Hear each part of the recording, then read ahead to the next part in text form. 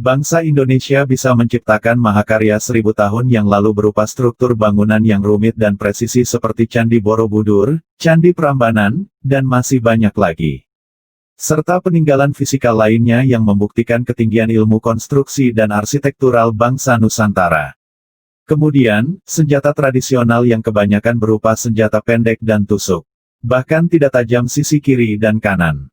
Mengapa bangsa Nusantara bukan bersenjata sabet? Kita jelaskan sedikit tentang metalurgi persenjataan. Bangsa Viking muasalnya bangsa Arya di Eropa dulu pedangnya menggunakan bahan besi atau fero. Kemudian bangsa Timur Tengah, bangsa China juga pedang mereka menggunakan bahan fero atau besi. Katananya para samurai di Jepang berbahan titanium, kuat dan lebih ringan, dan semuanya material-material tunggal bukan material campuran atau aloi dalam besi, atau warangan tadi. Sementara senjata tradisional Nusantara bahannya terbuat dari campuran logam, bukan monologam, tetapi logam campuran. Ada emas, ada platinum, ada baja, bahkan bisa 9 macam logam dalam keris atau badik atau rencong tadi. Dari mana saya tahu itu semua? Sahabat semua pasti tahu, saya dan kakak saya punya usaha kecil milik keluarga, yang memang tidak dibesarkan karena kecintaan kakak saya akan seni aja. Kita ngutak-ngatik teknologi tadi, teknologi tradisional tentunya. Usaha tersebut menghasilkan litium sudah 20 tahun berjalan dan kami ekspor ke Jerman dan Inggris.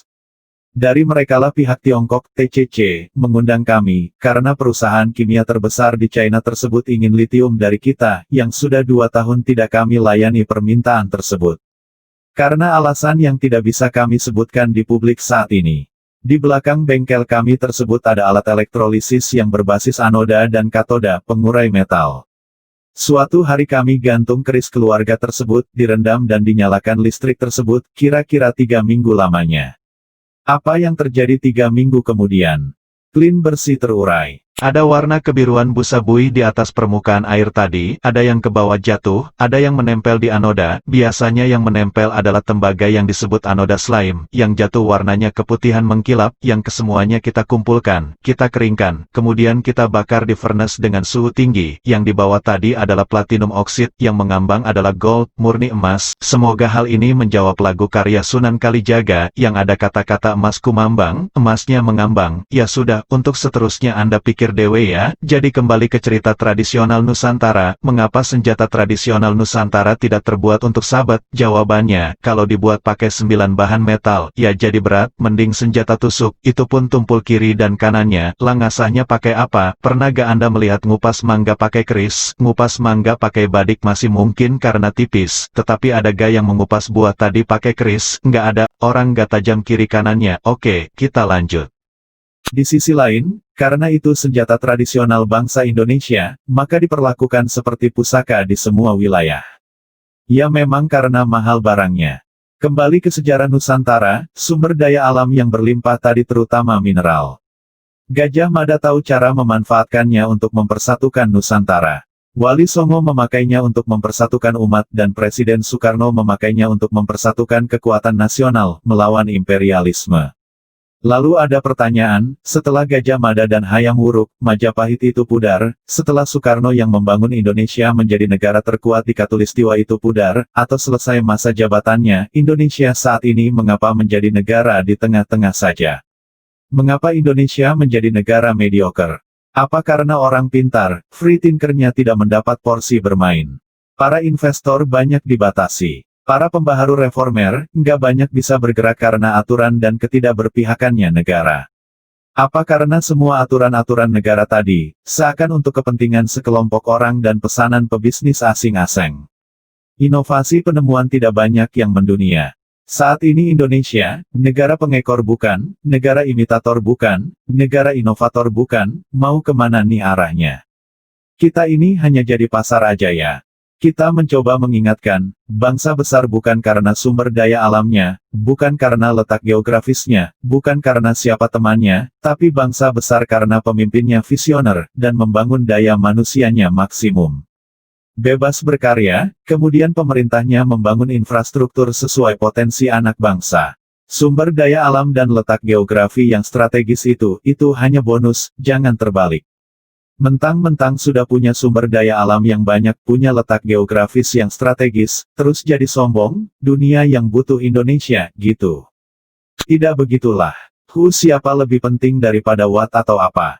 Saya ingat pesan kakek saya, seorang kiai kampung berkata, siapa yang kamu kenal lebih menentukan jalan hidupmu, daripada apa yang kamu tahu.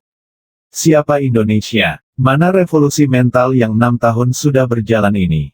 Malah terbelah dua bangsa ini sejak 2017, zaman Pilkada Jakarta dan Pilpres. Sampai saat ini luka menganga, ke depan, maukah kita bantu negara ini? Selesaikan perbedaan, bangun peradaban, berani mendengar sesuatu yang berbeda. Berani menerima pendapat ilmu yang lain, dari otot ilmu pengetahuan yang lain. Siap berbeda berdasarkan ilmu. Berani lengser seperti staf sus milenial ketika salah. Berani tanggung jawab atas seluruh hutang yang diambil atas nama pemerintah, ketika nanti sudah tidak menjabat. Ternyata anak cucu nggak dapat apa-apa, malah nanggung kewajiban besar. Bayi baru merocot aja sudah dibebani hutang 14 juta, yang ternyata semua itu tidak sanggup dibayar oleh anak cucu kita. Bener deh, kalau hutang produktif, di akhir jabatanmu pasti lunas. Kalau hutang nggak tahu juntrungannya, di akhir jabatan malah membludak. Siapa yang mau nanggung? Naik malah jumlah hutang dan kewajibannya, pokok dan bunganya naik. Di akhir jabatan, siapa yang mau bayari bos? Partai pendukung, fansmu, buzzer rupiah, mau bayarin itu semua. Kok gak takut ya sama tanggung jawab yang nanti melekat ketika tidak menjabat lagi?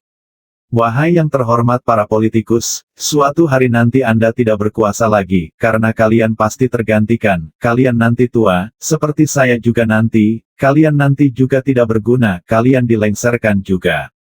Kok nggak takut ya buat keputusan yang memberatkan rakyat? Pejabat-pejabat ini nanti, ketika tidak menjabat, mantan pejabat tertinggi BUMN kemarin buat hutangan haram jada gedenya.